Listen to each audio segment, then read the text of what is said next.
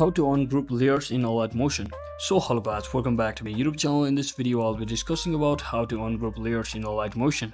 So let's get started. So first thing first, just head over to your Alight Motion application, and once you're inside here, make sure you have already created a new project, or if you haven't already, you can always choose for a new project as well. So as you can see, I've already created my existing project over here. So let's say I want to group this over here, that is all of these 4 layers. So I'll simply tap on this first icon from the top of my navigation bar, just like this, and as you can see, my all of the clips or photos will be successfully merged as one group. So if I were to ungroup this, what I'll be doing is just tap on that particular timeline or your layer of your complete group and simply tap on this 3 dot icon at the top right corner.